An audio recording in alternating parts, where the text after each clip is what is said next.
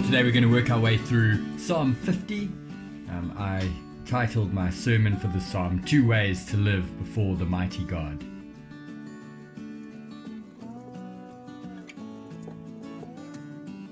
As always, I encourage you to read through this passage a few times.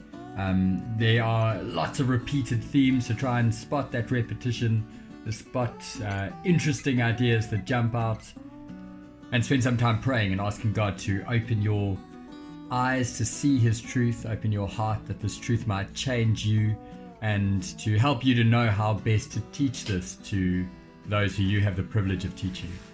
And as always, I'm going to highlight just some of the repetition and some of the key themes that I've noticed in this psalm.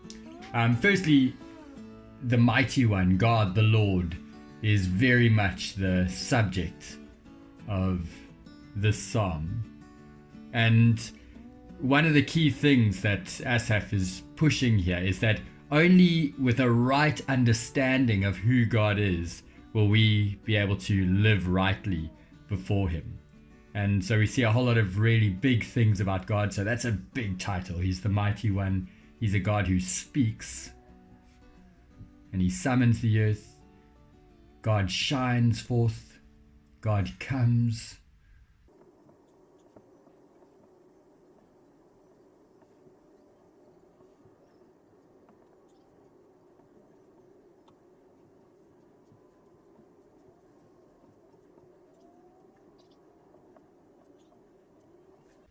So just doing that exercise, you see how prominent God is in this psalm.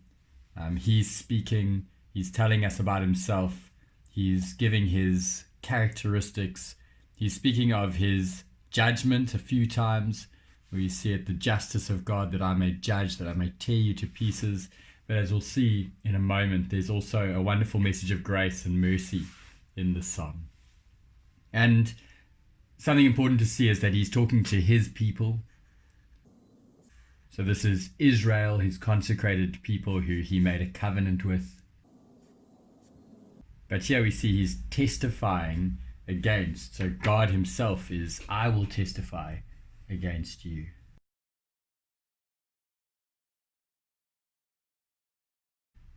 Now, there's a bit of a transition here. It says, but to the wicked person. Interestingly, this wicked person is also someone who is reciting the laws and taking God's covenant on their lips. So this wicked person is actually also a part of God's people, Israel.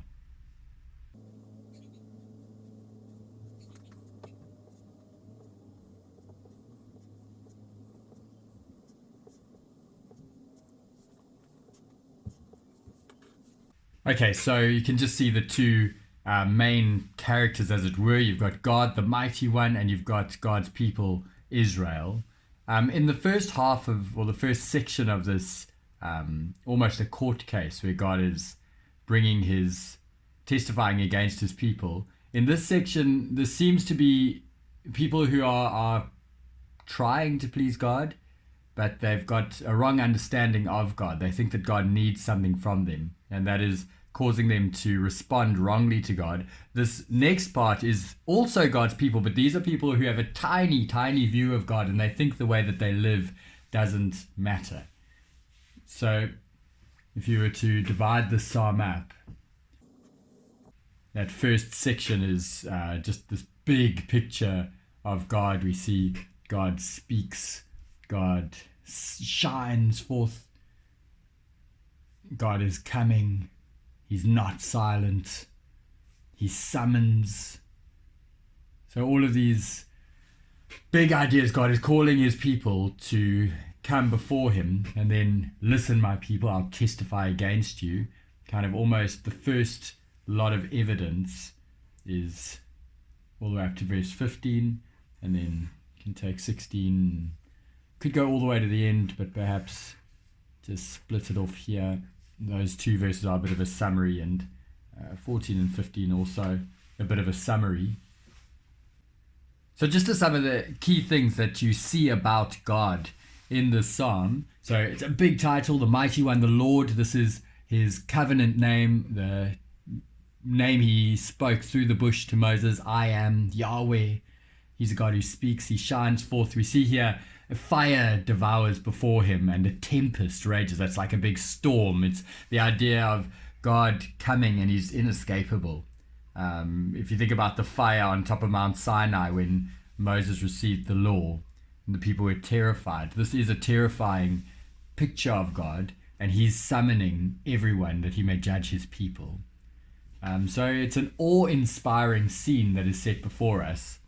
In the second section, what we see about God is that he needs nothing. I have no need is just the important part in here. I have no need. He's saying, you're bringing your sacrifices, and I don't charge you about that. You are doing what I've commanded you to do by bringing your sacrifices. This verse 8 seems really positive, but he's just said, I'm going to testify against you. So even though that seems positive, there's got to be something negative coming. And the negative is in this word need. They think that somehow God needs them. That if they don't sacrifice, then God is somehow going to suffer. And he's saying, actually, no, I don't need your bulls or goats. Everything, every animal in the forest, the cattle on the hills, the birds, the insects, they're all mine. If I were hungry, I wouldn't tell you. God is completely self-sufficient. So in this section, you could say God is awesome, almighty, all-powerful. Here, he's self-sufficient, all-knowing. He doesn't need things from them. In the second section, the key verse could be this verse 21, just summing up what the issue is here. When you did these things, so all of these wicked things here, they're reciting the law, but they're not living by it. They're joining with the thieves and the adulterers. Their words are wicked, evil.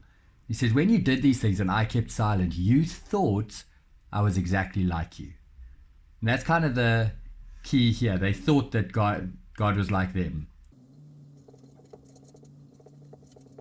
What God is making clear here that he's not like you. He says, now I will arraign you. I'll call you into my courtroom and I will set my accusation against you. So these people think that God needs them. These people think that God is like them. And God is saying, I am the mighty one. Everything in all creation is mine. I don't need anything from you. And I am definitely not just like you. Actually, you are created in my image. So it's quite a frightening picture. But as I said just now, there is amazing grace in this passage. In verse 14 here, he says, sacrifice thank offerings. And then you see that repeated here, sacrifice thank offerings.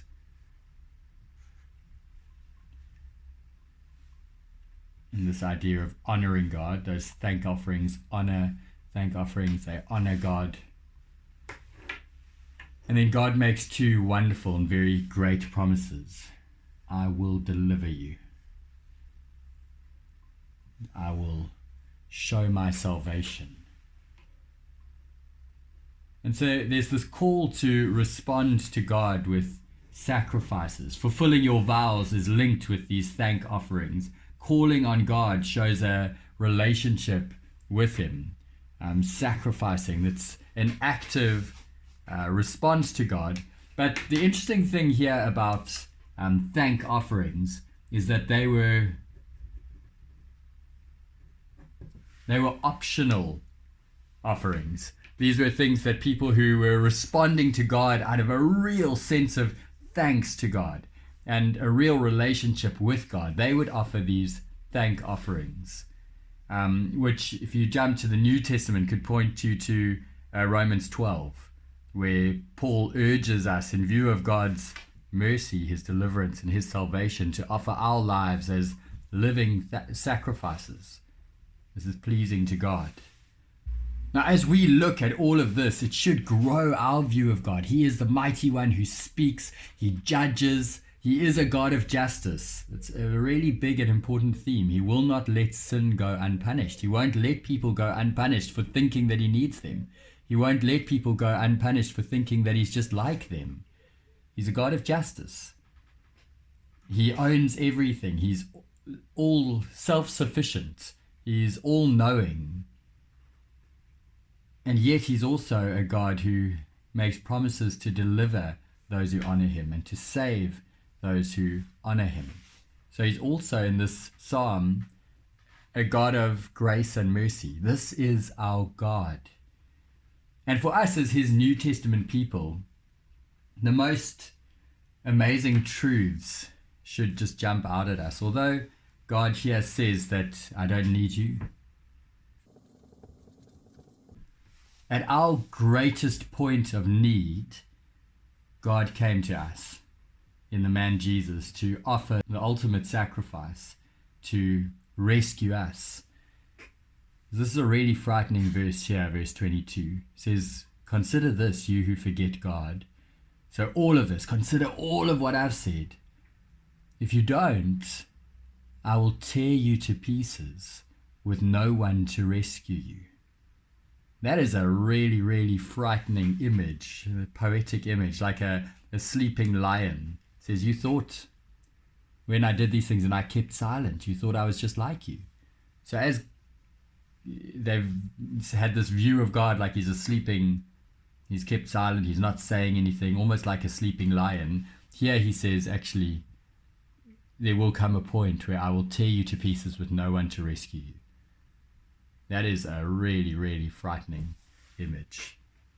But as we read the gospel story where God himself says, I'm not like you, and yet in our Lord Jesus, in Philippians 2, we are told that who being in very nature God, did not consider equality with God something to be used for his own advantage, but he made himself nothing.